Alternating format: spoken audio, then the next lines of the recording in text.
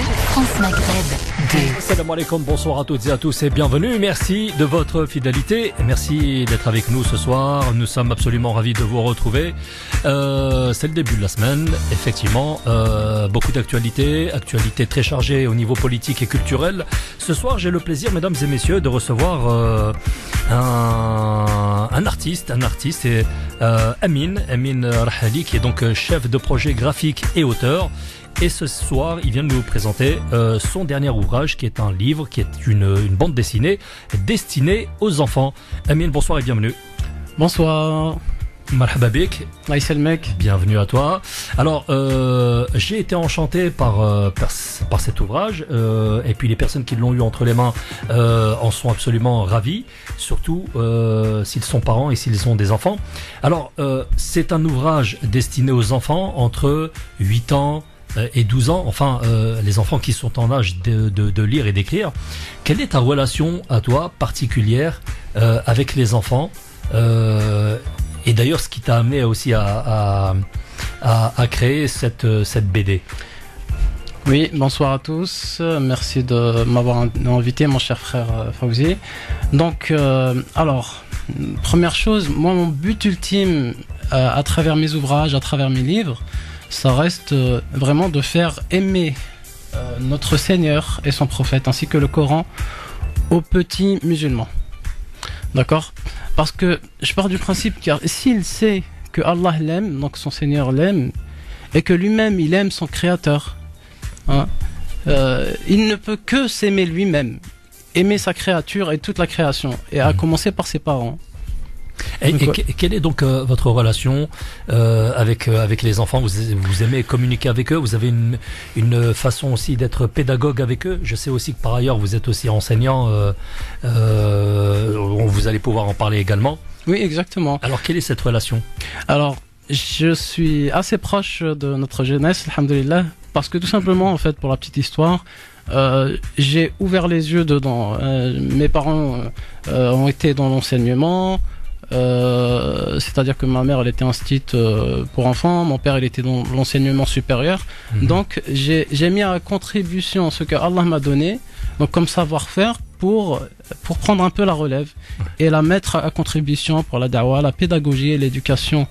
Donc en effet, donc moi en fait à la base j'ai suivi une filière scientifique, et pour la petite histoire, en venant en France, j'ai un peu déballé mes cartons. Donc après la décennie noire, hein, on est revenu en France. Je suis né en France et ensuite je suis parti faire mes études là-bas. J'ai vécu en Algérie pendant pratiquement toute ma jeunesse. Et arrivé en France, je suis tombé sur l'un de mes cartons lorsque j'étais jeune. J'ai découvert de fabuleux dessins à l'âge de 10 ans, parce qu'il y avait la date derrière, et je me suis dit là, il faut absolument que j'en fasse mon métier. Et j'ai fait de ma passion mon métier, de mon métier ma passion. À partir de là, en fait, ça a été une révélation, une véritable révélation.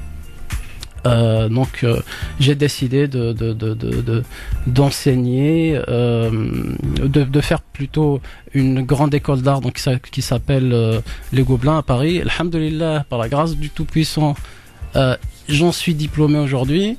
Ce n'était pas du tout une tâche facile, parce qu'il m'a fallu pousser plein de portes qui se refermaient aussitôt. Hein, au nez, donc j'ai on a l'habitude de défoncer les portes fermées. Exactement. D'ailleurs, pour la petite anecdote, et j'en ai plein, eh bien, j'ai fait une école de prépa pour pouvoir intégrer cette école. Donc, alhamdoulilah, j'avais assez de base, mais c'était très sélectif. Et là, c'est aussi un message aux jeunes qu'il ne faut absolument pas se décourager, et que Allah il nous a tous donné un savoir-faire ou une compétence un peu cachée. Il suffit de la faire jaillir. Et donc pour continuer la petite histoire, j'ai fait ma petite année de prépa, j'ai foncé, et il m'a fallu beaucoup de détermination. Moi je connaissais le bureau du directeur, donc j'ai contourné l'accueil, le secrétariat, je suis allé directement le voir dans son bureau. Donc il est un peu tombé des nues. Et je lui ai dit, écoutez là, soit vous me prenez, soit vous me prenez. Vous avez le choix.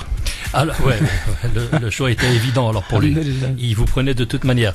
Est-ce qu'on peut parler maintenant de l'ouvrage et d'ailleurs son titre? La clé du paradis. D'accord. Donc voilà, qui n'a pas envie d'aller au paradis.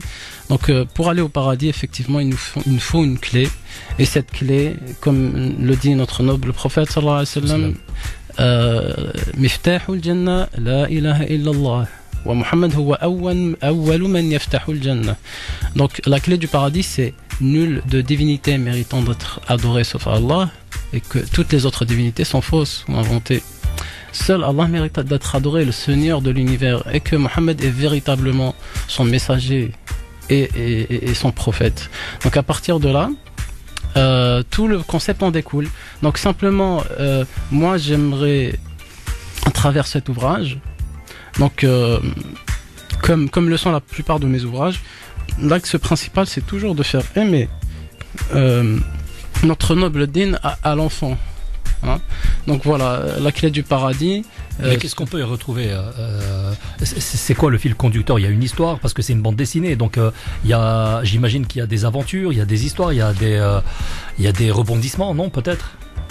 Exactement, en fait le défi il était de taille, parce que si vous voulez, donc comme je vous l'ai dit, comme vous l'avez cité mon cher frère, ça fait plusieurs années que j'enseigne aux enfants. Le défi est de taille, pourquoi? Parce que au début du siècle dernier, les enfants, en fait, ils n'avaient pas 10 000 solutions. Soit ils allaient dans les champs travailler, soit ils allaient à l'école pour apprendre plein de choses, de nouvelles choses, s'instruire, etc. Aujourd'hui, ce n'est plus du tout le cas. L'enfant, il est très perturbé par tout ce qui l'entoure, comme les écrans. En fait, il est agressé en permanence par les écrans, hein, que ce soit les smartphones, les tablettes, les réseaux sociaux, et j'en passe, et les jeux vidéo, etc. Donc, en fait, voilà, le défi, où est-ce qu'il est? C'est d'apporter un ouvrage ou un support donc qui fait le poids, tout simplement, par rapport aux petits musulmans de France, pour leur transmettre la religion et donc l'amour, tout simplement, l'amour d'Allah subhanahu wa ta'ala et l'amour d'autrui. Alors, pour parler de la clé du paradis, qu'est-ce que c'est? C'est un livre interactif qui se veut innovant, donc interactif. C'est ça qui est intéressant aussi. Oui, c'est une aventure qui est entraînante, avec des compagnons de route qui sont attachants, et comme toute histoire d'aventure qui se respecte, il y a le personnage principal qui est l'enfant lui-même. En fait, c'est le lecteur, donc ça l'implique directement, et il se sent impliqué dès le départ. Il dit, donc vous ouvrez la première page et vous allez trouver un personnage, donc c'est le lecteur lui-même. Il dit salam alaikum, le héros c'est toi, et c'est véritablement le héros, c'est lui qui va sauver ses compagnons de route, etc. Et il y a bien sûr la voix de la sagesse, Cheikh Othman, pour les guider un peu sur le droit chemin et les remettre sur le droit chemin. Et bien sûr, il y a leur ennemi juré, c'est Waswas qui va leur chuchoter de faire du shirk et toutes sortes de péchés. Ça c'est des personnages, hein, dans le livre. Exactement.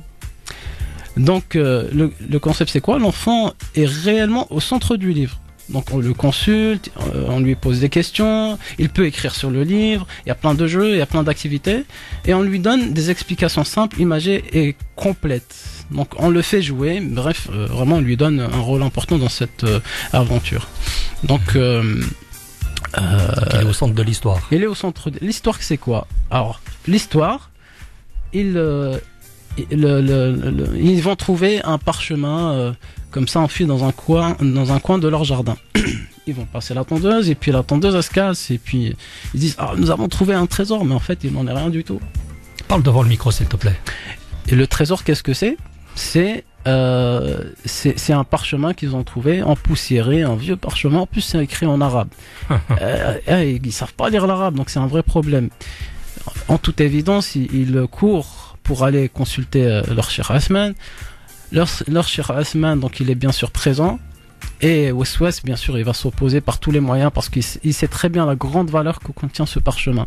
Ce parchemin, il va les guider vers quoi? Vers la clé du paradis, qui se trouve sur le mur de bronze, qui est caché dans l'une des destinations finales. Et la destination finale, vous devinez c'est quoi? Et là, je m'en excuse, je pouvais pas m'en empêcher, c'était en Algérie. Ah là, c'est étant algérien, j'étais obligé de glisser le drapeau algérien quelque part dans le livre. Donc voilà, là, ils vont se retrouver donc à chaque fin de stage. Donc il y a plusieurs étapes, et chaque étape et chaque stage, il va aborder un thème et une notion fondamentale de notre noble din. Le tawhid, la foi, l'unicité, la spiritualité. On met beaucoup l'accent, donc comme je vous l'avais dit au début de l'émission, beaucoup l'accent sur l'amour d'autrui, de l'acceptation des autres religions, des autres croyances, hein, et tout simplement avoir sa propre conviction. Ce n'est pas pour autant dénigrer les autres, mais comme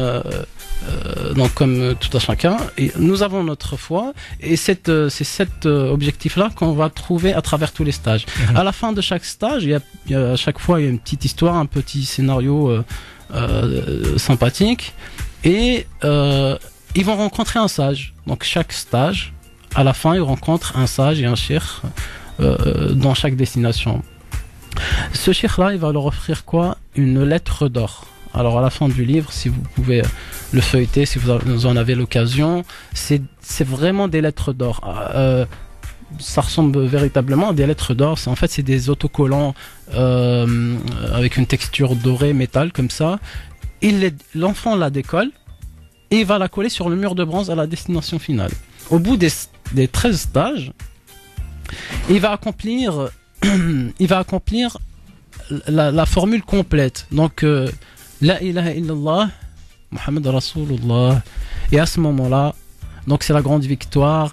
L'enfant pourra enfin combattre Weswes, le battre. Weswes, il meurt à la fin et je vous en dis pas plus. Leur compagnon de route, Hod, qui les emmène partout ailleurs, il va revenir à la vie. Enfin, voilà. Donc, et à la fin, comment ils vont fêter cette victoire? Ça va lancer une chanson.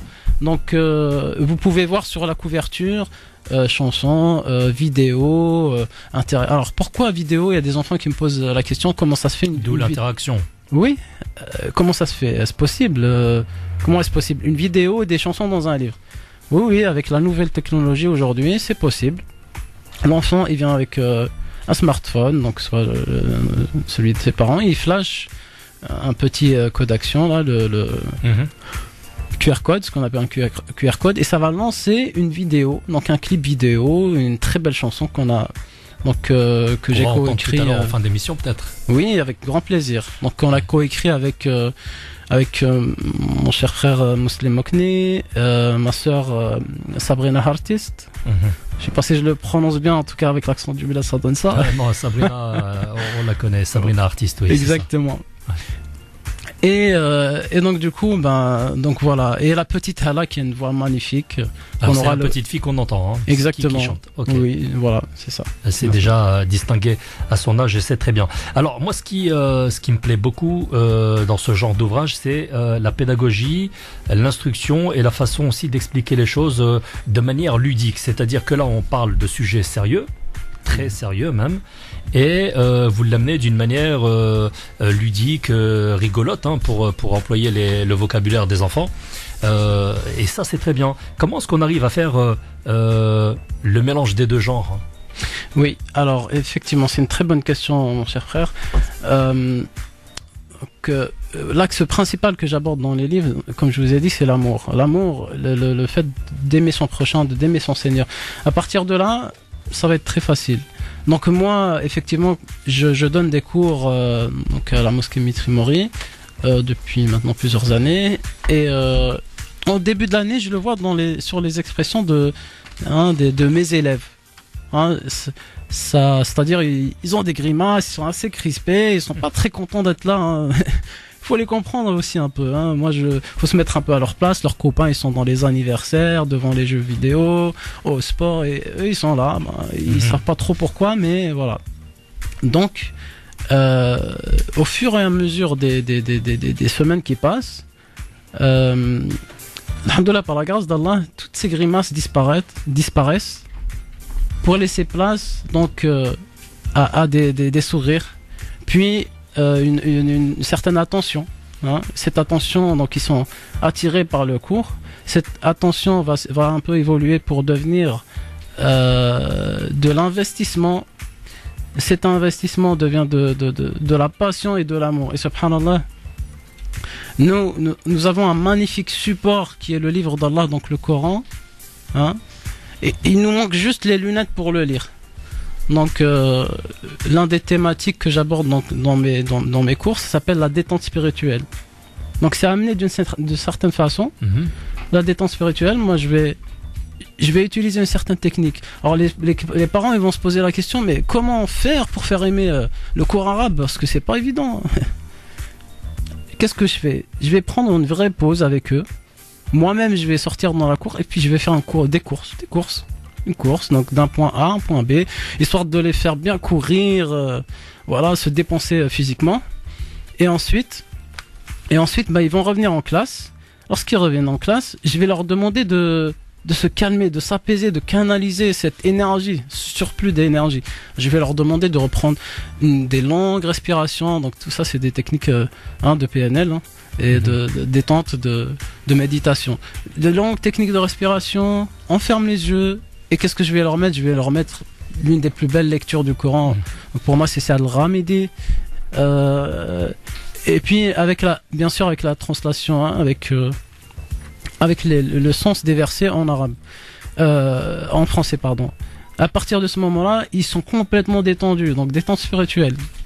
Et ils vont savourer, mais vraiment je le vois, c'est très touchant de les voir comme ça, en train de savourer le sens de ces versets, très beau, très grand en sens et en profondeur. Hein. Ça va donc parler d'amour, de spiritualité, de bienséance envers les autres, envers toute la création d'Allah, la faune, la flore, ses parents, les pauvres. Voilà, tout ça en fait, c'est des notions qui sont fondamentales et qu'il faut leur transmettre dès le départ. Et je vous promets que l'enfant, il regorge ils sont avides de savoir. Ils ont des multitudes de questions, subhanallah, que même moi je reste bouche bée. Vous arrivez à répondre à toutes les questions des enfants? Franchement, moi je vous mets au défi de répondre. Alors, je cite juste les dernières en date qui me viennent à l'esprit. Il y en a un, il m'a posé la question suivante, il m'a dit: Mouallim, Allah il a créé quoi en premier, l'œuf ou la poule? Allez, vas-y, réponds à la question, toi. Alors, en face de ça, tu sais, tu dis Allah il a tout créé, voilà. En même temps, non? D'accord, bon, c'est le genre de question voilà. De leur âge. Bon, il y a autre chose aussi, il y a l'aspect physique du livre lui-même, hein, de la bande dessinée. Et je tiens à vous féliciter parce que vous avez vraiment attaché beaucoup d'importance à la présentation et au contenant, c'est-à-dire l'emballage, le livre lui-même. On voit que c'est vraiment de la bonne qualité. Il y a beaucoup de couleurs, c'est très ludique et ça donne envie de le lire, ça donne envie de le toucher, de rentrer dedans. Vous avez participé à une interview télé il y a pas longtemps et j'ai pu voir le livre. C'est très intéressant. Ça se travaille de manière graphique par le fait de votre formation, parce que je rappelle que vous êtes graphiste aussi à la base. Ça contribue, ça aide. Ah oui, énormément. Ça aide énormément. D'ailleurs, je salue au passage mes profs qui m'ont formé à la grande école des Gobelins. Alhamdoulilah, ils m'ont donné la possibilité de pouvoir m'épanouir dans ce que je sais faire. Et au jour d'aujourd'hui, je le mets à contribution dans le khayr, dans la da'wah pour la Ummah. Très bien, on va marquer la première pause de la soirée. C'est une pause publicitaire et puis on revient juste derrière. France Maghreb 2. France Maghreb 2. Sur 94 FM. À Clermont-Ferrand et toute sa région. Allez, de retour dans les studios de France Maghreb 2, c'est toujours Fawzi pour vous accompagner jusqu'à minuit. Je vous balance un petit peu le programme de la soirée. En deuxième partie d'émission, nous allons recevoir Mohamed qui vient du 91 pour nous parler de son futur salon oriental qu'il organise ce dimanche. On vous en dira un petit peu plus durant son émission. Et puis à 23h, rendez-vous politique avec Abdeslam Mitache, maire à la ville du Blanc-Ménil, maire adjoint. Un lapsus révélateur. Maire adjoint à la ville du Blanc-Ménil et Karim Alouache qui va venir nous rejoindre lui aussi. C'est un macroniste, donc il est content aujourd'hui, il a gagné. Donc ça va être politique, on va débriefer un petit peu ce qui s'est passé hier et puis débriefer également la campagne électorale. Pour l'instant, nous sommes avec notre ami Amine Amin Rahali, le spécialiste de la bande dessinée. Juste avant que tu continues à parler de ton projet, quels sont les conseils que tu donnes aux parents qui sont un petit peu, comment dire, interrogatifs, qui se posent des questions par rapport à ta manière de travailler, de mener ton art, on va dire? Oui, en effet. Alors, moi, ce que je conseille déjà aux parents de mes élèves, c'est vraiment d'être persévérant et de ne pas leur mettre la pression. Trouver un juste équilibre, en fait. Et ça, je sais combien c'est dur, combien c'est difficile. Ouais. Donc, le juste équilibre entre de lui transmettre la certitude qu'il est entre de bonnes mains, on va dire, et qu'il peut être fier de sa religion, qu'il doit être respectueux des autres aussi. En même temps, nous avons une très belle religion donc qui appelle à l'amour, la cohabitation avec les autres religions et les autres croyances. Donc voilà, simplement mon premier et dernier conseil, c'est de leur transmettre le din d'Allah subhanahu wa ta'ala. Et à ce sujet, il y a toujours deux hadiths, très beaux hadiths magnifiques qui me viennent à l'esprit.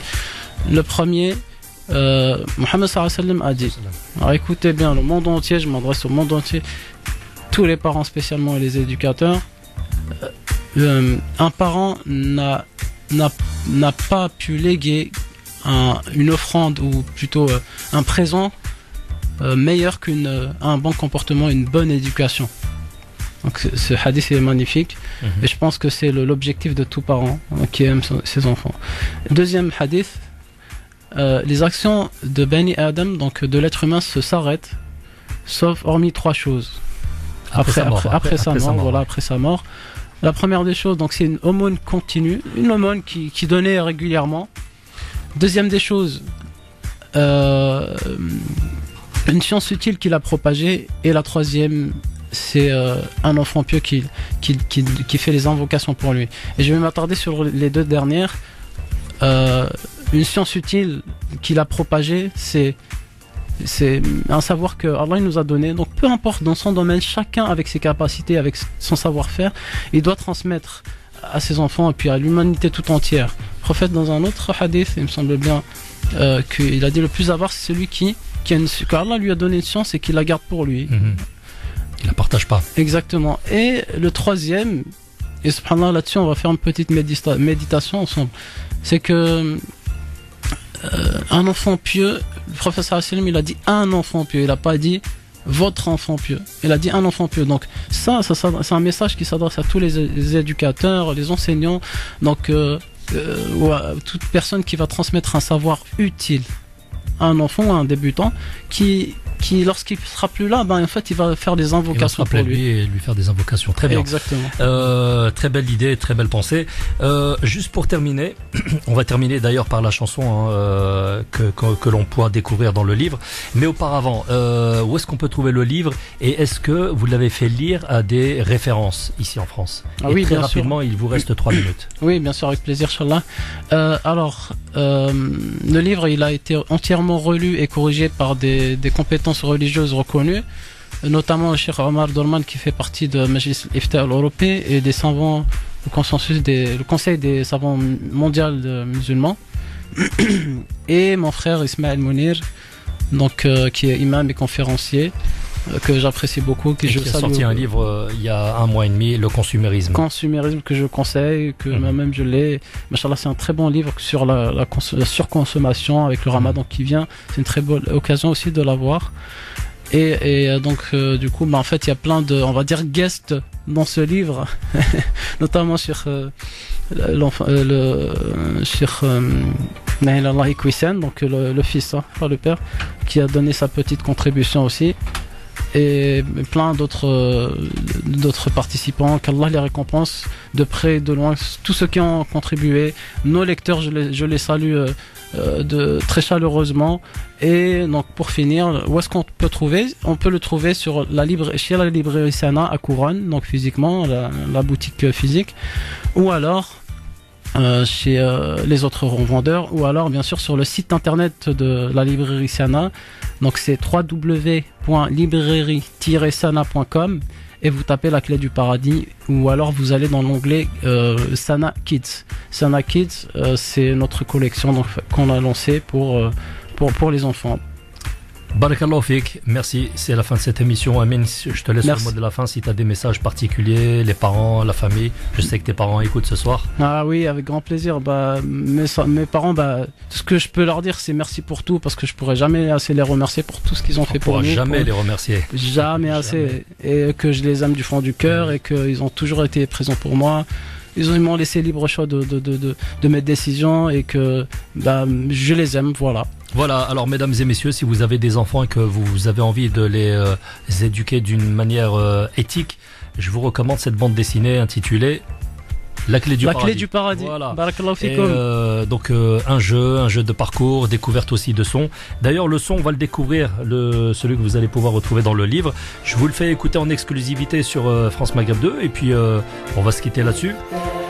Juste après, on recevra Mohamed qui viendra nous parler de son salon, le salon oriental. Salam alaikum et bienvenue à tous ceux qui viennent de nous rejoindre. Et puis bon courage à ceux qui bossent ce soir, ceux qui vont faire nuit blanche, comme nos amis qui sillonnent les rues de Paris, les VTC, les taxieurs. J'ai le plaisir ce soir de recevoir en deuxième partie d'émission Mohamed et Ferdaous qui viennent nous présenter leur projet de fin de semaine. Il s'agit d'un salon, le salon oriental, qui se déroulera à Ris-Orangis. Le 14 mai à Ris-Orangis, c'est ça ? Voilà. Bienvenue à vous deux. Bonsoir. Bonsoir. Merci beaucoup. Alors, moi je suis très heureux de vous recevoir. En plus, on a un ami commun pour qui j'ai beaucoup d'estime. Alors, votre salon, est-ce qu'il a un nom ça s'appelle le salon oriental, mais Jasmine et Aladdin. D'accord, ok. Alors, toi, t'es Aladdin et elle, c'est Jasmine. Voilà, un peu. Abdeslam Itache est avec nous également. Donc, il intervient quand il veut. Bonsoir aux auditeurs, bonsoir Fauzi, bonsoir aux invités. Bonsoir. Prépare-toi tout à l'heure pour l'émission politique avec Karim Alouache, ça va déboîter. Ça va fighter. Ouais. Alors, concernant donc ce salon oriental, ce qui est très intéressant, c'est qu'il se situe à proximité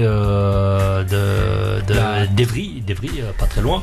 Et donc, ça peut, à un moment donné, avoir tendance à remplacer les salons qui se passent dans le nord de Paris, comme au Bourget par exemple. Voilà, c'est en quelque sorte un peu pour récupérer de cette clientèle, parce que le Bourget, c'est pas à côté pour ces personnes habitant sur cette région sud Île-de-France.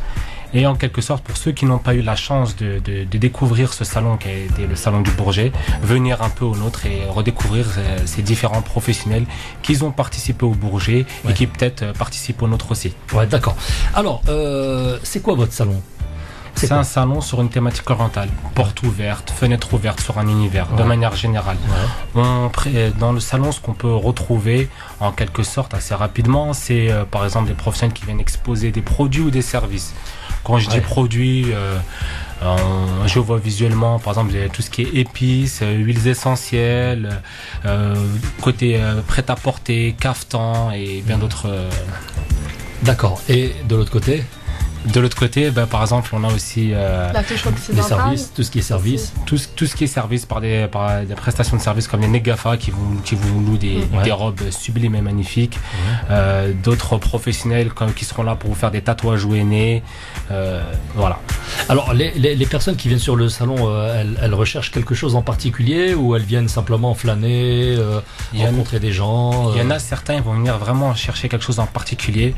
Par exemple, les jeunes couples qui, eux, vraiment sont dans une optique de préparer un mariage. Donc ils viennent chercher ce qu'ils n'ont pas encore trouvé. Un DJ de dernière minute, justement cette fille qui sera là pour leur faire le henné.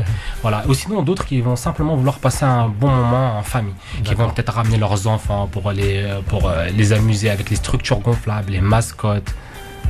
D'accord. Ce qui est bien aussi dans ce salon, c'est que c'est pas un salon communautaire. Tout le monde est le bienvenu. Bien sûr, c'est ce qu'on veut. C'est vraiment un salon où et on le veut vraiment ouvert à tous, à toute communauté, à tout âge. On n'est pas du tout fermé. On n'est pas des salons qui vont être adressés vraiment à une communauté précise. Ferdaous, vous, votre position sur le salon, c'est quoi? C'est la communication, la préparation, Oui, c'est ça, exactement. Donc moi, je gère un petit peu... Parle un petit peu plus dans le micro. Alors, donc oui, c'est bien ça. Donc moi, je gère je gère la partie commerciale. Donc c'est moi, par exemple, qui démarche les exposantes. C'est moi qui fais vraiment la partie commerciale et voilà. Et je le soutiens vraiment dans ce projet-là, parce qu'à la base c'était son idée et je suis là pour vraiment le soutenir.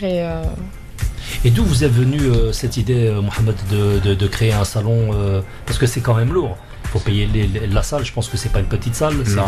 C'est une très grande salle et voilà, il y a des frais engagés. Voilà, ça a été assez coûteux. Nous est venue cette idée, tout simplement, on a participé à un salon en tant que simple exposant, c'est-à-dire on était dans le prêt-à-porter, plutôt en quelque sorte, on va dire prêt-à-porter oriental, hein, c'est vraiment des rebaya et des jilbab.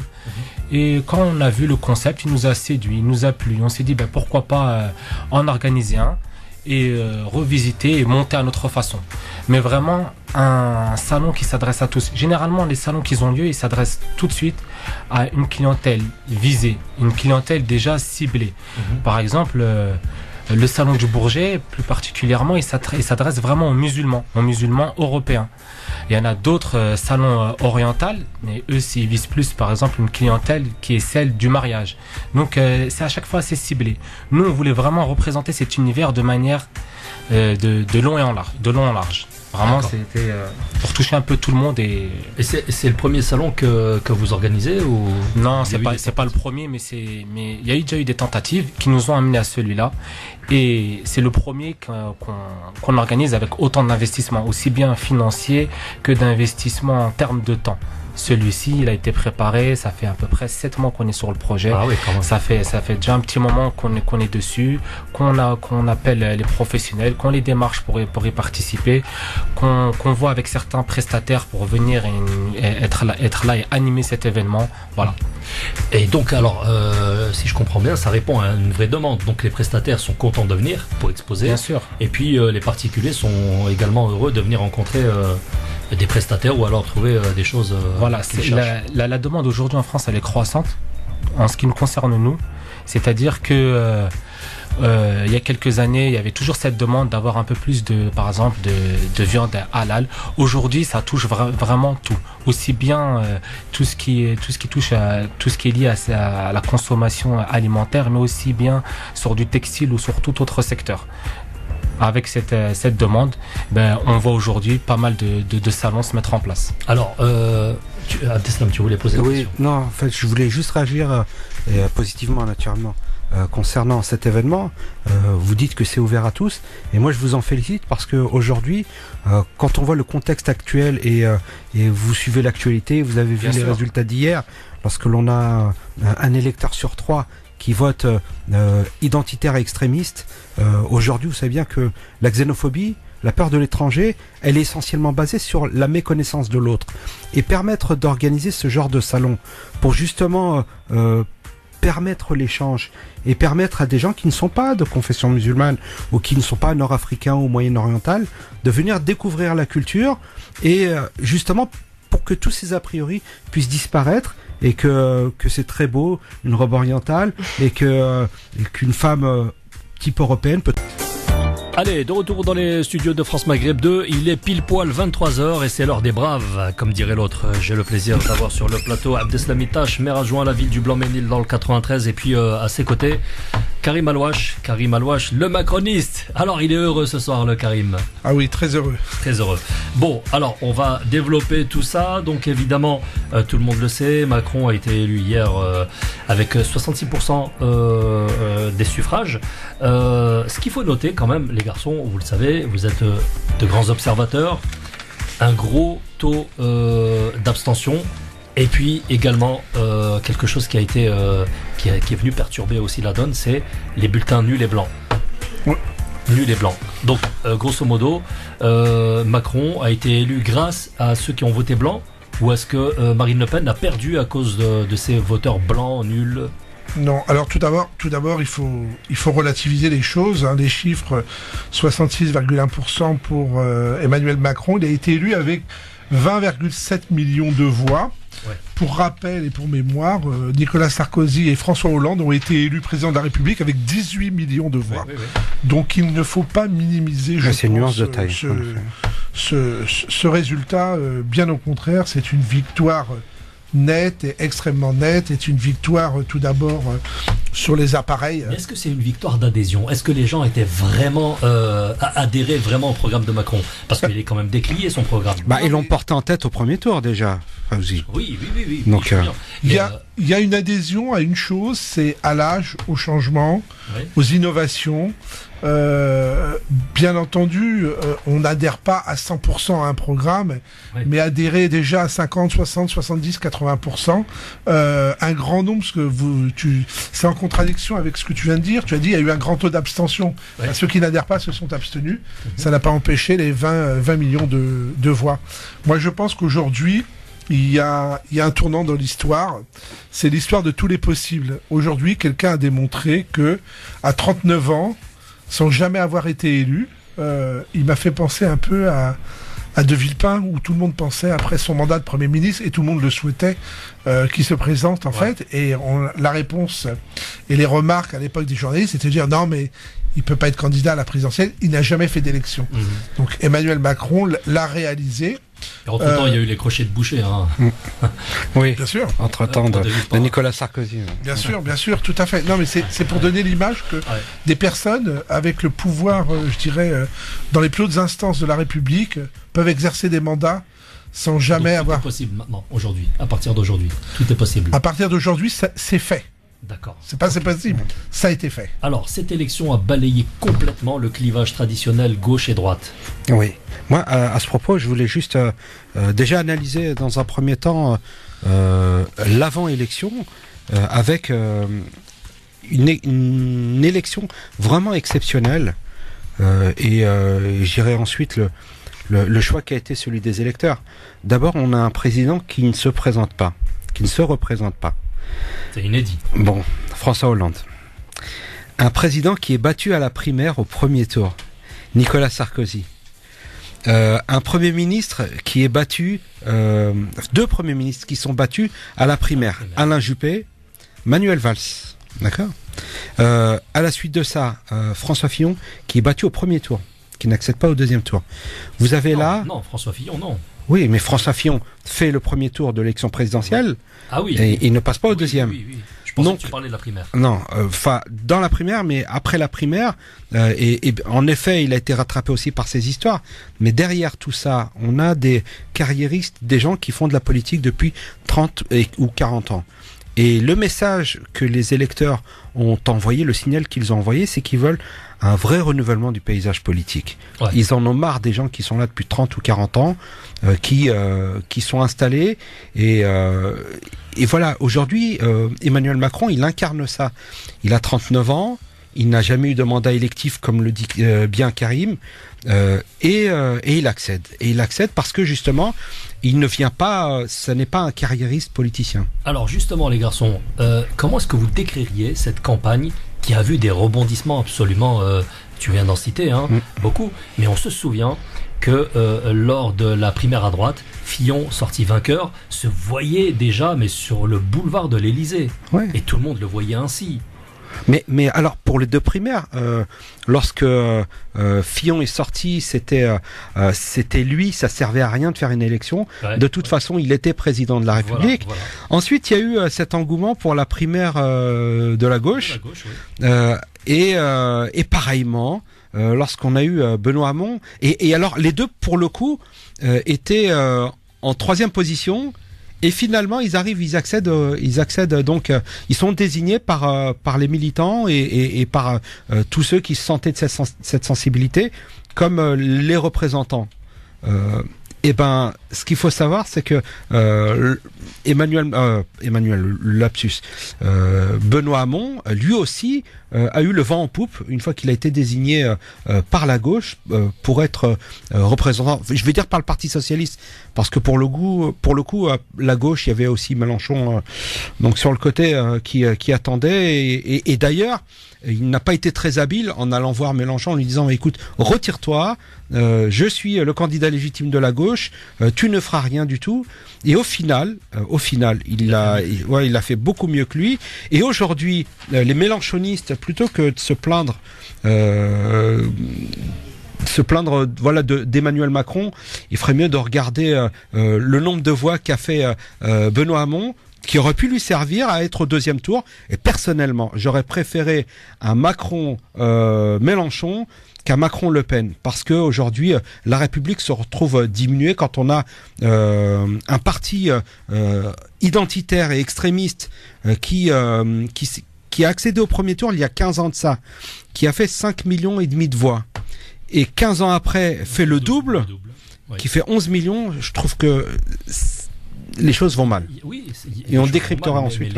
C'est la politique qui est menée qui déçoit. Mais bien sûr, mais c'est la voie dans laquelle on a été amené lorsqu'il y a eu la présidence Nicolas Sarkozy, qu'on a mis dans le débat public l'identité nationale.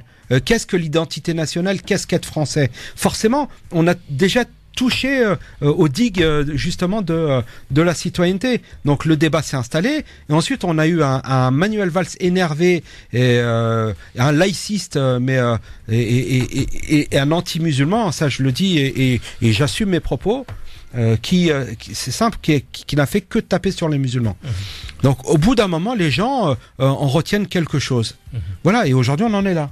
Alors, moi j'ai pas envie de parler de ces gens-là, parce que ces gens-là ne nous intéressent pas. Oui, ils font partie du passé, tu as raison. Et les Français veulent plus en entendre parler.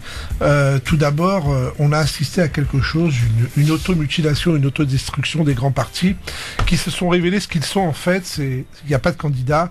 Il y a uniquement des calculs, des magouilles, des arrangements pour essayer de prendre du pouvoir. Et ça, aujourd'hui, les Français ont dit non, ça ne marche plus. C'est pas un bon exemple, mais pourtant il l'a fait. C'est sur cette base que Donald Trump aux États-Unis a été élu. C'est que les gens n'ont pas voté pour Donald Trump, ont voté contre un appareil. Et ça se ressent un peu partout dans le monde. On en a marre de ces personnes qui en fait gouvernent, dirigent un pays, administrent des territoires et qui n'ont en réalité aucune compétence, ne serait-ce que de l'expérience de la vie de tous les jours. Tu parlais de la déchéance de la nationalité. Je vous rappelle quand même que c'est sur cette base que Emmanuel Macron a démissionné du gouvernement. En effet. Et ça, beaucoup de personnes l'oublient. C'est sur cette base, et cette base très forte, qu'il a eu le courage de le faire. C'est quelqu'un qui a toujours démissionné de ses fonctions pour prendre de nouvelles fonctions. C'est le seul aujourd'hui qui a une vraie expérience, je dirais, de la société civile, et qui a réussi aussi bien dans le civil que dans le public, que dans le politique, je dirais. Donc, quelque part, pourquoi ne pas lui donner cette chance, et ne pas donner cette chance aux Français? Ensuite, En Marche, une superbe aventure. Moi, je rejoins le mouvement en 2016. Justement, j'allais te demander pourquoi tu l'as rejoint. Alors, j'ai rejoint ce mouvement tout simplement parce que mon engagement politique, à la base, qui est très récent, il remonte au municipal de 2014 sur Bondy, était en tant que société civile de dire moi je peux faire des choses, je peux apporter des choses à ma ville, et si tu n'es pas content de tes élus, ben présente-toi. C'est ce que j'ai fait, et d'où le résultat de 41,8% au municipal. Et là je me suis dit oui, c'est possible, avec des méthodes toutes simples. C'était d'être nous-mêmes, d'aller au contact des personnes, de pas avoir de programme. Je suis arrivé au départ sans programme, et j'allais à la rencontre des gens, et je leur demandais ben non, j'ai pas de programme, mais on va le construire ensemble. Quelles sont vos revendications? Qu'est-ce qui vous convient dans cette ville? Qu'est-ce qui ne vous convient pas? Qu'est-ce que vous souhaitez que l'on fasse ensemble? Alors, qu'est-ce qui t'a séduit chez Macron, toi, au début? Macron, ce qui m'a séduit tout d'abord, c'est, je dirais, c'est cet aspect-là. enfin quelqu'un qui a une expérience. En plus, il est banquier d'affaires et je suis banquier d'affaires. Donc là, je me suis dit, tiens, il y a un point commun. La deuxième chose, c'est que il a écrit son programme en consultant les gens. Moi, j'ai écrit mon programme en 2014 en consultant la population. Je suis pas arrivé avec une recette et ce serait prétentieux de ma part. Et mes envies, mes besoins et mes goûts ne sont pas forcément celles de mes concitoyens. Et puis, la dernière chose qui m'a séduite, c'est que il nous a fait confiance. Je suis délégué sur Bondy d'Emmanuel Macron. J'ai travaillé avec une équipe sur Bondy et puis dans tout le département, avec une équipe de personnes qui n'avaient aucune expérience ou quasiment pas d'expérience. On n'a pas de structure, on n'a pas de fédération.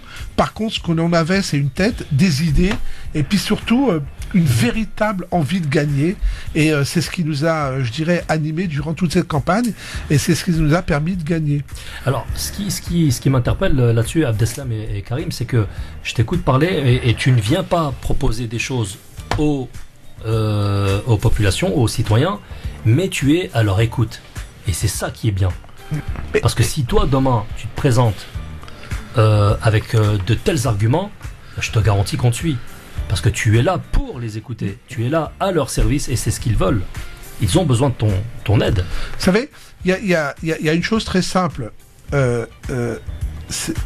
Pour essayer d'imaginer ça et ma démarche, c'est comme si vous alliez voir le médecin vous parle pas et il vous donne une ordonnance. Comment ? Vous m'avez pas écouté et vous savez ce dont j'ai besoin. C'est exactement la même chose. Ouais. Voilà cette image. Ouais. Non mais et tu pointes vraiment, tu mets le doigt justement sur ce qui ne va pas. Il y a des politiques, enfin des élus qui se servent alors qu'ils doivent servir. Et l'idée que ça vienne de la base et que ça remonte, bien sûr, il faut être catalyseur de la demande. Si on avait été catalyseur de la colère à un moment et entendre un petit peu ce qui ne va pas dans ce pays, je pense qu'on n'en serait pas à ce stade-là. Et tu as raison, Karim. Et il faut arrêter d'arriver dans les quartiers comme des donneurs de leçons en disant « moi je sais ce qui est bon pour vous ». Non, vous ne savez rien de ma vie. Venez, asseyez-vous un instant et on va parler de ma vie. Je vais vous expliquer un petit peu la précarité, les problèmes que je rencontre aujourd'hui. Et naturellement, Karim, tu as raison, cette démarche, elle est juste et c'est ainsi que doivent fonctionner les choses. On doit être à l'écoute des habitants et savoir ce qui les préoccupe. C'est exactement comme ça. Ouais. Alors, vous savez, il a reçu les félicitations de plein de chefs d'État, etc., dont Theresa May en Angleterre, première ministre, qui l'a félicité. Mais néanmoins, la presse anglaise n'a pas été tendre avec Macron, puisqu'ils auraient préféré un europhobe comme Marine Le Pen. Et là, Macron, pour le coup, est taurophile. Alors, ils me font rire les Anglais et je les connais très bien puisque au travers de mes fonctions professionnelles, je suis en relation avec eux, je dirais quasiment quotidiennement. D'abord, ils font pas partie de l'Europe. Donc c'est facile de dire aux autres. Vous savez, l'Angleterre, ça a toujours été j'ai un pied dedans, j'ai un pied dehors. Quand ça m'arrange, je suis dedans. Quand ça me dérange, je suis dehors. Donc je prends ce qui m'intéresse et je laisse ce qui m'intéresse pas. Ils sont pas dans l'euro non plus. Donc ils ne sont pas dans la libre circulation des biens et des personnes. Ils ne sont pas dans l'espace Schengen. Vous allez en Angleterre, vous prenez l'Eurostar, vous avez un contrôle de police à l'entrée aux frontières, tout simplement. Donc c'est très facile. Après il y a une réalité. Pour moi le sujet aujourd'hui, il n'est pas je sors pas de l'Europe. On ne peut pas sortir de l'Europe. L'Europe c'est une force qui est importante. En fait, nos mots c'est pas l'Europe. C'est quelle est notre position dans l'Europe et quel est notre rôle, tout simplement. Et sortir de l'Europe et sortir de l'euro, c'est d'évaluer notre économie en un coup d'au moins 30%. C'est se retrouver avec des échanges internationaux invivables, puisqu'on ne pourrait plus d'un côté payer nos salariés en France et payer nos importations en euros, et de travailler avec le reste du monde. Moi, je crois qu'aujourd'hui, il faut revoir notre position, et puis surtout, il faut revoir notre économie et nos secteurs d'activité. En France, on a un espèce de défaut. Quand un secteur ou quand une entreprise fonctionne bien, au lieu de l'aider et de l'aider à se développer parce que c'est elle qui crée les emplois et que c'est elle qui crée la richesse sur le territoire, en fait, on va faire l'inverse, on va la ponctionner, on va la pomper jusqu'à ce qu'elle devienne de moins en moins concurrentielle et à la limite, qu'elle prenne soit la décision de mourir sur le territoire, soit d'aller s'expatrier pour continuer à vivre et se développer. Et ça, c'est totalement insupportable. Les autres pays, notamment les pays anglo-saxons, fonctionnent complètement différemment. Je dirais, on aide ceux qui ont besoin de se développer, mais on aide encore plus ceux qui marchent bien pour qu'ils se maintiennent, je dirais, au niveau maximum de leur filière économique. Alors, il y a quelque chose aussi qui nous a interpellé lors du débat entre Marine Le Pen et puis Macron, notamment l'aspect monétaire concernant l'euro et le franc. Et toi qui es banquier d'affaires, tu vas pouvoir peut-être nous éclairer un petit peu là-dessus. Lorsque Marine Le Pen dit qu'elle veut sortir de ne plus employer l'euro, mais dans un premier temps pouvoir le permettre aux entreprises pour payer à l'extérieur et pouvoir payer aussi leurs importations, et puis en même temps payer en francs leurs salariés pour qu'ils puissent consommer en francs à l'intérieur. C'est assez ambigu. Toi, en tant que banquier, ça rime à quoi tout ça? Ça rime à rien, et ça peut pas fonctionner pour une bonne et simple raison, c'est que vous avez un risque de change puisque vous allez avoir une parité euro-franc. Oui. Il y a une devise commerciale qui en fait est purement une devise financière qui a existé à une époque, ça s'appelait l'écu, mais l'écu c'était uniquement pour libeller des dettes européennes. Il n'y a jamais eu d'échanges commerciaux avec cette monnaie, et pour nous ce serait tout à fait insupportable et invivable, puisqu'en gros on aurait un écart de 30 à 40% entre ce qu'on ferait en francs et ce qu'on devrait payer en euros. Alors, tout simplement. Si, imaginons un instant, si la France devait sortir de l'euro, ne plus utiliser l'euro, on aurait tout de suite d'entrée de jeu 30% de dette. 30% de déficit d'emblée, de perte de valeur. On ne pourrait pas faire face. Ouais, c'est l'inflation. Impossible. Vous imaginez, je dirais, l'Europe et l'euro, ça nous permet d'être un acteur mondial de haut rang en face de pays comme les États-Unis, comme la Russie. Chine, voilà, on joue dans la cour des grands. Ouais, bien sûr. D'accord. De manière unitaire, on n'est plus rien. Aujourd'hui, je dis bien aujourd'hui. Ouais. Les amis, on va avancer un petit peu. Là, pour l'instant, Macron ne peut rien faire jusque lundi prochain. Lundi prochain, il devra désigner son Premier ministre. Ok. Qui lui-même devra former son gouvernement. Plusieurs noms circulent déjà. Il y en a un qui revient souvent, c'est celui de Sylvie Goulard. Est-ce que vous la connaissez ? C'est une eurodéputée. C'est une eurodéputée qui a qui a rejoint Emmanuel Macron. Oui. Et qui a une forte expérience en politique étrangère. Et c'est ce qui l'intéresse. Après, il y a d'autres noms aussi qui circulent. Celui d'Édouard Philippe, que vous connaissez sans doute. Jean-Louis Borloo. C'est un jupéiste. Oui. Jean-Louis Borloo aussi. Maire du Havre. Oui, il a été évoqué, Jean-Louis Borloo aussi. D'accord. Ben, tu penses qu'il pourrait faire face? Il était pas malade il y a... Alors... En tout cas, pour moi, il fait pas partie de ma shortlist que j'ai entendu parler. Pour moi, c'était aussi, on parlait de Le Drian. Oui. Le Drian. Le Drian est quelqu'un il serait bien à la défense, qui est posé, qui est relativement discret, mais qui a énormément œuvré pour, vendre le Made in France à des pays. C'est lui qui a vendu, il a vendu des avions, etc. C'est quelqu'un d'assez brillant et d'assez professionnel et expérimenté. Et vous savez que c'est un ministre, je crois, voire le ministre le plus populaire aussi à droite, qui est reconnu, pas populaire, pardon, qui est reconnu en fait par la classe politique de droite, comme quelqu'un de qualité. Alors, il y a un nom qui va pas vous faire plaisir. Il y a un nom qui a circulé. Je vois celui qui a démissionné. Celui qui a démissionné, celui qui s'est fait battre, etc. Valls, Premier ministre. Alors, il y en a beaucoup qui ont déjà évoqué ce nom, qui ont réagi en disant que si par malheur Macron osait nommer Valls comme Premier ministre, ça serait interprété comme une continuité du hollandisme. Non mais il y a beaucoup d'intox, il y a beaucoup on peut entendre tout et n'importe quoi. On va en entendre. Demain, quelqu'un va mettre un message sur les réseaux sociaux, Emmanuel Valls Premier ministre, et tout le monde va dire que Emmanuel Macron souhaite le prendre. Moi, j'ai jamais, en tout cas, pour être délégué En Marche, et j'ai jamais entendu son nom circuler au QG de campagne. Ouais. Et ce que je peux vous dire, et c'est une réalité, c'est pas une image, à tous les auditeurs, ce sont les adhérents, ce sont les militants En Marche qui tiennent le mouvement En Marche. D'accord. Et les militants et les adhérents, tous ceux qui se mobilisent pour un homme, mais se mobilisent aussi pour un changement. Et je dirais, c'est ça le véritable garde-fou de ce mouvement. Alors, vous avez vu aujourd'hui, il y a eu la commémoration du 8 mai sur les Champs-Élysées. Et à un moment donné, vous avez François Hollande qui s'approche d'Emmanuel Macron pour lui serrer la main, pour lui dire bienvenue, etc. Ensuite, il l'entraîne, il le fait monter un certain nombre de marches pour aller saluer des personnalités. Et là, en arrière-plan, on voyait Valls qui cherchait des yeux le regard de Macron et le regard d'Hollande. Coucou, je suis là, j'ai besoin d'un taf, quoi. Mais c'est normal. Vous attendiez à quoi Emmanuel Macron est président de la République. Donc, c'est pas choquant qu'il ait plein de sollicitations.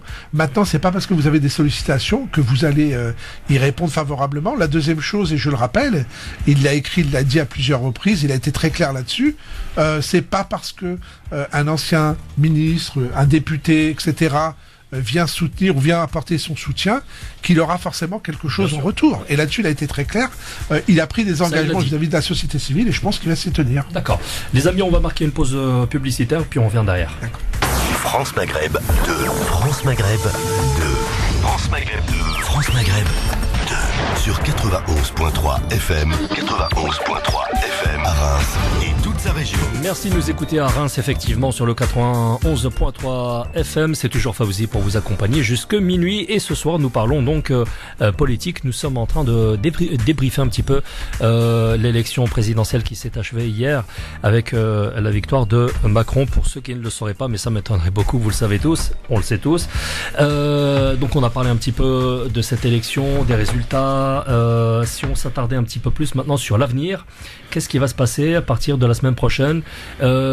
Abdeslam, toi qui es stratège et visionnaire, quels seront les prochains chantiers les plus sensibles pour Macron, les premières actions qu'il va devoir mener? Alors là, on est déjà parti sur la campagne des législatives, bien que la campagne officielle n'a pas démarré, mais aujourd'hui on est déjà dans ça avec des campagnes d'intox concernant les choix d'Emmanuel Macron. Qui n'ont pas été décidés. Et moi, je dis juste aux auditeurs d'attendre les déclarations officielles. Dimanche prochain, donc Emmanuel Macron sera investi de la fonction de président de la République. Lundi, il nommera son Premier ministre. Et seulement après, vous saurez qui est ministre. Donc pour l'instant, ça n'est que, je vais emprunter son expression, de la poudre de perlimpinpin. Voilà. Voilà. Ensuite, concernant les législatives, mon humble avis, nous avons choisi un président de la République. Ok, chiche, qu'il y aille et qu'il travaille pendant 5 ans. Mais pour cela, il faut lui donner une majorité à l'Assemblée nationale. Oui, parce que beaucoup, aujourd'hui, disent non, il faut absolument qu'il soit minoritaire. Mais attendez, les amis, vous voudriez un président qui ne puisse pas gouverner, qui n'est pas le Sénat et qui n'est pas l'Assemblée nationale? C'est juste pas... Oui, c'est ingouvernable. C'est pas logique, c'est dangereux pour le pays. Par ailleurs, moi je pense qu'il faut justement lui donner une majorité à l'Assemblée pour que dans 5 ans, il puisse expliquer ses choix. Ensuite, qu'il soit candidat ou pas, dans tous les cas, il pourra avoir un bilan qu'il aura à défendre ou pas. Mais le fait de ne pas lui donner une majorité à l'Assemblée serait déjà défaire ce qui a déjà été fait, à savoir choisir un président de la République et pas lui donner... Enfin, c'est antinomique. Enfin, on peut pas fonctionner comme ça. On peut pas fonctionner. Karim, alors toi tu fais partie donc du staff de Macron, de la famille de Macron, tu es un macroniste depuis quelque temps, depuis même le début. Comment envisages-tu ton avenir politique, ton engagement politique dans l'univers Macron? Tout d'abord, dans la continuité de mon engagement, lorsque Emmanuel Macron a fait un appel à candidature des personnes de la société civile, je me suis posé la question de savoir si j'allais poursuivre ou pas, et je pense que c'est dans la logique de mon engagement d'aller plus loin et de ne pas se contenter, je dirais, de faire une campagne pour quelqu'un. Il faut aussi à un moment donné mouiller davantage le maillot et de prendre un risque. Donc je l'ai fait. Je suis aujourd'hui officiellement candidat à l'investiture sur Bondy pour les législatives.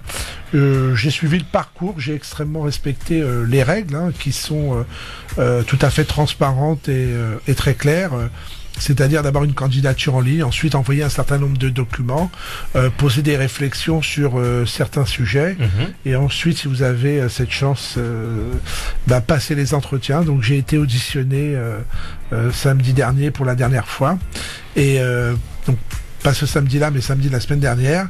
Et puis aujourd'hui, j'attends, comme un grand nombre de mes collègues, la réponse positive, je l'espère, pour pouvoir enfin me lancer dans la campagne législative. Effectivement, un président sans majorité parlementaire, ça n'a pas de sens. Et c'est ce qu'il faut réaliser aujourd'hui. Alors justement, si on remonte un petit peu dans le temps, à une époque, tu t'étais présenté également sur Bondy, tu avais mené une campagne qui avait fait beaucoup parler à l'époque, où tu avais atteint des scores considérables, 42% il me semble de mémoire. Oui, 41,8. Alors que toi, comme Macron, tu arrivais de nulle part et tu avais juste envie de changer les choses et puis de donner, d'écouter tes concitoyens. Alors, moi, ce que j'ai souhaité faire, en fait, c'est de créer une dynamique, et je pense très sincèrement l'avoir créée sur la ville de Bondy, tout du moins, et de démontrer aux gens autour de moi que, en se prenant en main, en réfléchissant et en étant à l'écoute, parce que en tant que citoyen et membre de la société civile, on a une certaine expérience, on pouvait réaliser de bonnes choses. Et voilà, donc moi j'ai expliqué pourquoi j'y allais. Je ne suis pas du tout à la recherche, je dirais, d'une rémunération, d'un intérêt personnel quelconque, juste l'envie de mettre ma pierre à l'édifice et de participer, je dirais, à la vie politique du pays, qui, pour moi, est un devoir aujourd'hui. Abdeslam. Non, mais c'est l'avenir est en marche. Aujourd'hui, encore le bilan de cette élection, je le disais tout à l'heure, c'était ce besoin de renouveau du paysage politique, et ce renouveau, il doit aussi se manifester à l'Assemblée nationale avec des gens nouveaux aussi, comme Karim, t'as tout mon soutien, et il faut absolument justement transformer l'essai. C'est comme ça qu'on dit au rugby. Voilà, faut y aller. On a passé une étape, on a fait un choix. Donc maintenant, je le dis, il faut donner une majorité à l'Assemblée pour que justement ils puissent entreprendre ces chantiers et pour que la France puisse se remettre en marche. Mais j'aime pas faire trop cette similitude, et puis je pense que chacun essaye de tirer un peu la couverture vers lui, mais en repensant à tout ce processus, et franchement c'est très très belle aventure, l'équipe En Marche de Seine-Saint-Denis, parce qu'il n'y a pas que Bondy, il y a Aulnay-sous-Bois, Noisy-le-Sec, Romainville, les Lilas, enfin il y en a plein d'autres. C'est vraiment, on a fait le match, je dirais, avec le cœur et avec la foi, et surtout chacun avait une expérience. Je veux dire, quand vous êtes compétent dans votre job, quand vous avez développé des compétences même artistiques, vous avez un mode de réflexion, et la population, ce qui a plu en fait aux personnes que l'on a rencontrées, c'est de dire mais vous pourriez faire autre chose, vous êtes là, vous n'avez pas forcément des difficultés quelconques, et vous avez envie de faire avancer les choses. Et moi, quand les personnes venaient vers moi en me disant mais moi je suis pas d'accord, ça me va, ça me va pas, non mais ça je suis pas d'accord, ok, je leur disais ok, très bien, venez avec nous, on va écrire la suite. Et c'est ce qu'on a fait, puisque le programme a été écrit par la population, et j'ai proposé aux gens de venir avec nous et d'y participer. Et la structure En Marche est une structure tout à fait accessible. Le QG est pas quelque chose de cloisonné, de fermé, de secret. Ce n'est pas un sanctuaire. Où les choses se décident. Ce n'est pas un sanctuaire. On n'a pas physiquement, je dirais, de fédération, par exemple en Seine-Saint-Denis. On a un ensemble de personnes qui s'entendent, qui se coordonnent et qui sont là pour l'État, pour la République, pour la démocratie, pour la liberté. Alors, tu parlais, et je vais en terminer, tu disais, mais les mesures importantes. Pour moi, une des mesures extrêmement importantes aujourd'hui, et que va mettre en place Emmanuel Macron, et sincèrement, avec ça, il prend des risques, parce qu'il se met à dos la classe politique, c'est la moralisation de la vie politique. Et ça, je peux vous dire, pour avoir une petite expérience, c'est quelque chose de très courageux et d'énorme. Parce qu'il va se mettre, je dirais, à dos tous ceux qui, depuis 30 ans, comme M. Mélenchon, voire plus, même 40 ans lui, ont toujours vécu de la politique, ont fait de la politique un métier, une profession, pour certains même, je dirais, une catégorie sociale, très clairement. Et ça, c'est quelque chose d'extraordinaire. Et voir de nouvelles têtes, de nouveaux noms, voir des personnes qui ont de l'expérience. Il y aura des banquiers, il y aura des ingénieurs, il y aura des ouvriers, il y aura des infirmières, des médecins, des gens qu'on n'a pas l'habitude de voir aujourd'hui. Des citoyens, quoi, en somme. Cette fameuse majorité silencieuse, en réalité, va pouvoir s'exprimer. Abdeslam. Oui, et en plus, pour aller au fond du choix d'Emmanuel Macron, aussi l'idée de ne pas employer sa famille comme attaché parlementaire, et vous voyez qui je pointe du doigt, c'est vraiment un choix de moralisation de la vie politique. Le non-cumul dans le temps, l'idée de faire que 2 ou 3 mandats et ensuite passer à quelqu'un d'autre. Vous savez, moi j'ai confiance en la France et aux gens qui composent ce pays. On a des gens compétents et on n'a pas besoin de garder quelqu'un 30 ou 40 ans à un poste de sénateur ou de député. Il faut justement que ça puisse tourner. Surtout que ça fait 30 ou 40 ans que c'est toujours les mêmes. Que c'est les mêmes. Que c'est les mêmes et que les choses ne s'arrangent pas dans ce pays. La politique des copains, la politique de la famille, c'est-à-dire mon frère, ma sœur, le clientélisme. Faire payer sa femme par... Les clans, voilà, les clans. Le clanisme. Ça, c'est terminé. C'est terminé. Voilà. Alors, Karim Alouache, toi, si par bonheur tu avais l'investiture, quelles seraient tes premières actions envers tes concitoyens? Qu'est-ce que tu proposerais? Quelle serait ta démarche? Alors, tout d'abord, lorsque vous êtes député, vous êtes là pour vous assurer et voter les lois et s'assurer que le programme proposé par Emmanuel Macron soit bien en phase. C'est ça. Donc moi, en fait, le mandat qui m'est donné par les citoyens est de les représenter. Et l'engagement que je prends, le premier engagement, c'est de les représenter, je dirais, très honnêtement, sans intérêt, et de garantir que les engagements que nous avons pris dans la campagne présidentielle, nous allons les mettre en place.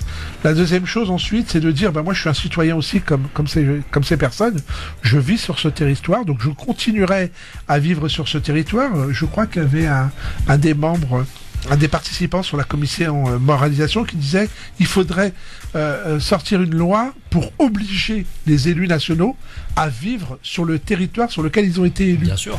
Et ne pas aller s'installer à Paris, comme 90%, voire 100% le font, et avoir des appartements de complaisance. Ensuite, c'est d'être un lien, un vrai pont entre le territoire sur lequel je suis élu et la représentation nationale, et exprimer les besoins, les réactions, le ressenti des personnes sur la vie de tous les jours, sur ce qui les préoccupe, sur les impacts. Vous savez, Emmanuel Macron a dit quelque chose de très fort. Et d'ailleurs, il va le proposer pour les entreprises. Vous savez, le droit à l'erreur. On a le droit de se tromper. La bonne foi des entreprises. Il y aura aussi la bonne foi du gouvernement. Et si quelque chose, une réforme que l'on pensait être utile se révèle être, je dirais, tout à fait à l'opposé, nous, en tant que parlementaires, on sera là aussi pour le rappeler. Et je suis certain qu'Emmanuel Macron et son équipe, on ne gouverne pas tout seul, sera extrêmement à l'écoute. Donc, le député que l'on voit une fois tous les 5 ans revenir se présenter. En face du micro, éloigne-le un petit peu pour pouvoir... Pardon. Voilà. Je vais essayer de m'améliorer sur ça. Je dirais, ça n'existera plus. Moi, je suis quelqu'un comme tout le monde et j'ai cette expérience de la vie.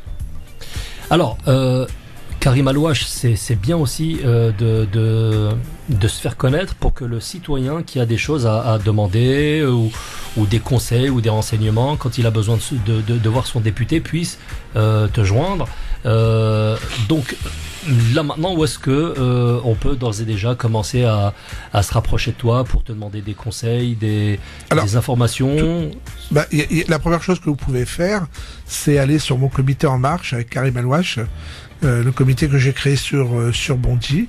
En suivant, on n'adhère pas à un comité, on le suit. On peut échanger tout à fait directement. Par mail, par téléphone ensuite. Et puis par contre, vous êtes systématiquement informé de toutes les actions qui sont lancées ou menées par mon comité. Alors, et on a vraiment besoin de monde. Alors justement, puisqu'on est toujours dans la communication, est-ce que toi, à l'inverse justement des autres, est-ce que toi tu as des choses à dire à tes concitoyens de manière régulière? Si on te demandait de communiquer avec eux toutes les semaines, est-ce que tu seras en mesure de le faire? Ah oui, bien sûr. Pour justement rester en contact avec eux et leur montrer que tu pratiques la proximité. Alors, la proximité, je dirais, c'est mon quotidien, puisque je vis sur ce territoire et je vais continuer à vivre sur ce territoire, et ce sera mon quotidien. Aujourd'hui, donc je vis sur Bondy, j'habite Bondy, ceux qui me connaissent et qui me côtoient, je dirais, me voient, et je suis quelqu'un d'extrêmement accessible. J'ai un mandat aussi de conseiller municipal.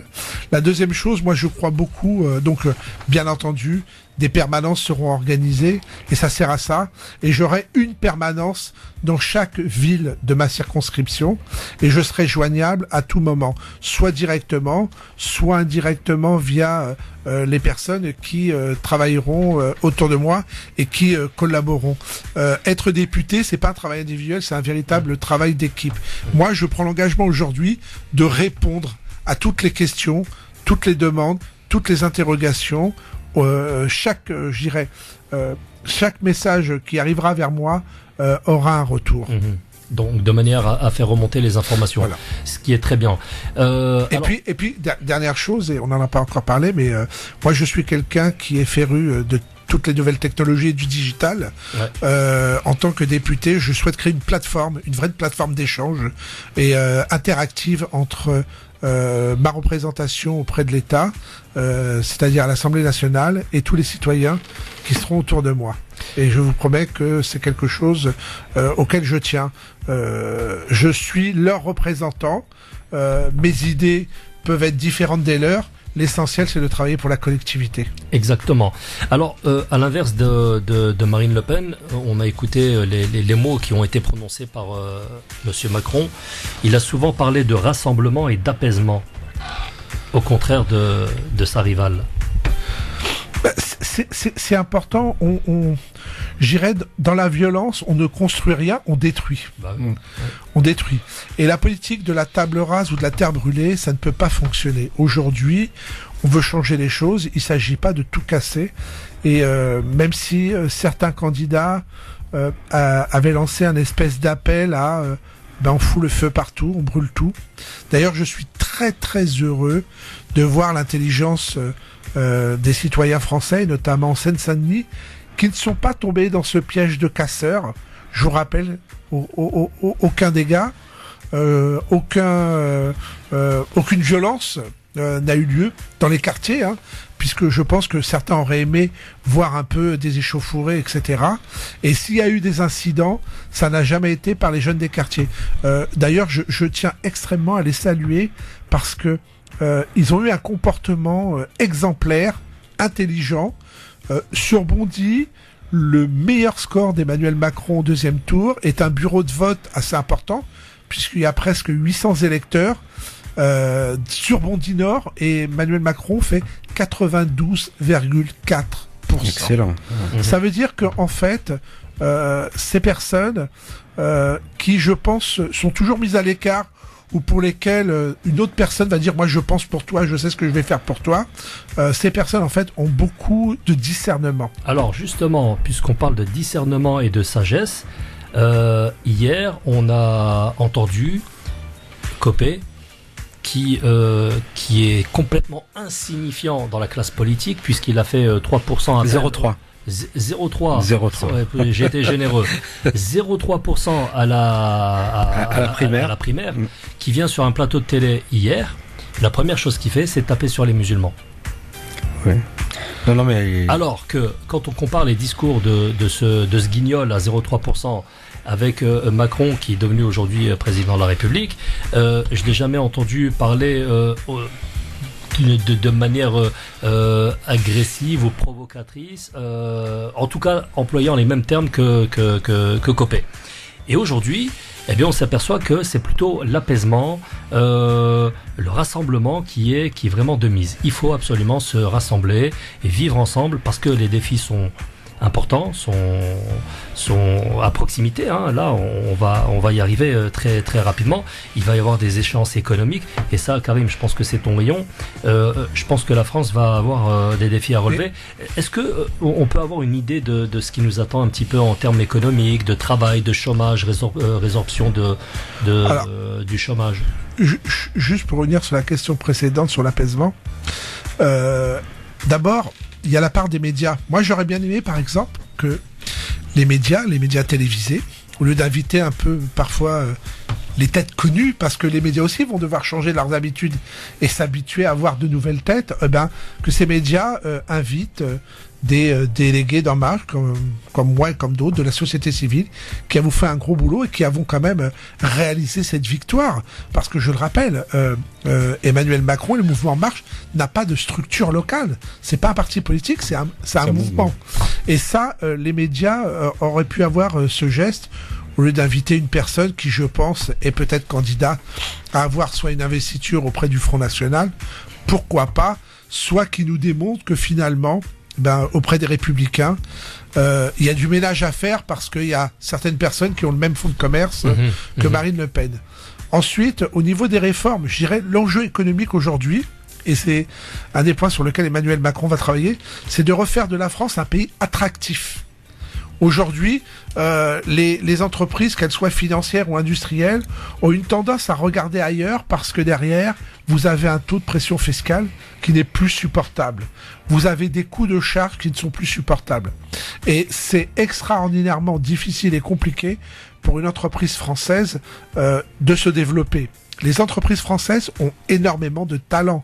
Ce qu'il faut savoir aujourd'hui, c'est que les personnes qui réalisent, les ingénieurs qui pensent à l'étranger pour des grandes entreprises américaines, canadiennes, australiennes ou autres, sont des ingénieurs français. La vraie question, c'est de se dire, et c'est ce que c'est le sujet sur lequel travaille Emmanuel Macron et sur lequel nous allons tous travailler, c'est comment je fais pour faire revenir ces personnes en France, comment je fais pour faire revenir ces talents en France. Et je dirais l'attractivité fiscale est un enjeu majeur, vraiment majeur. Hein. Il va falloir refaire de ce pays un pays où on a envie de travailler. C'est pas une honte de gagner de l'argent, hein. C'est l'ambition de tout le monde, dans la mesure où on gagne de l'argent honnêtement. Le deuxième point sur lequel on s'est peu étendu, et je trouve ça dommage, c'est tout ce qui touche à la rénovation urbaine. Il y a 5 milliards qui étaient attribués, en fait, que c'était le travail qu'avait entamé Borloo à l'époque.